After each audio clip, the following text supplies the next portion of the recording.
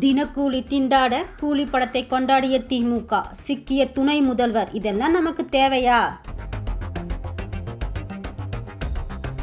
இன்று உலகம் முழுக்க வெளியாகியுள்ள கூலி படம் தான் ஹாட் டாபிக்காக இருந்து வருகிறது. மிகப்பெரிய எதிர்பார்ப்புடன் வெளியான கூலி படத்திற்கு ரசிகர்கள் டிக்கெட் பெற்றுக்கொண்டு வரிசையில் நின்று படத்தை பார்க்க தொடங்கிவிட்டனர்.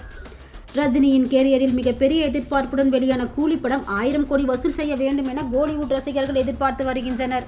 இப்படியான நிலையில் முதல்வரும் துணை முதல்வரும் கூலி படத்தை பார்த்ததுதான் இங்கு பெரிய விவாதமாகி உள்ளது. இதற்கான காரணத்தை அலசி ஆராய்ந்தால், போராட்டம் நடத்திய தூய்மை பணியாளர்கள் நேற்று கைது செய்யப்பட்டது தமிழகம் முழுக்க சலசலப்பை ஏற்படுத்தியுள்ளது. தங்களின் வாழ்வாதாரத்திற்காக அவர்கள் அங்கு போராடினார்கள். ஆனால் அரசு அதை கண்டு கொள்ளாமல் அவர்களை கைது செய்தது. மேலும் அங்கு சிலருக்கு காயங்கள் ஏற்பட்டதாக கூட செய்திகள் வந்த வண்ணம் உள்ளன. நிலைமை இப்படி இருக்க, நேற்று காலை கூலி திரைப்படத்தை நான் பார்த்துவிட்டதாகவும், படம் நன்றாக இருக்கிறது, 50 ஆண்டு கால சினிமாவில் நடிக்கும் ரஜினிகாந்திற்கு வாழ்த்துக்கள் என துணை முதல்வர் உதயநிதி தனது சமூக வலைதள பக்கத்தில் பதிவிட்டார். இது மக்கள் மத்தியில் அதிர்ச்சியை கிளப்ப எதிர்க்கட்சியை சேர்ந்த பலரும் விமர்சனம் செய்ய தொடங்கிவிட்டனர்.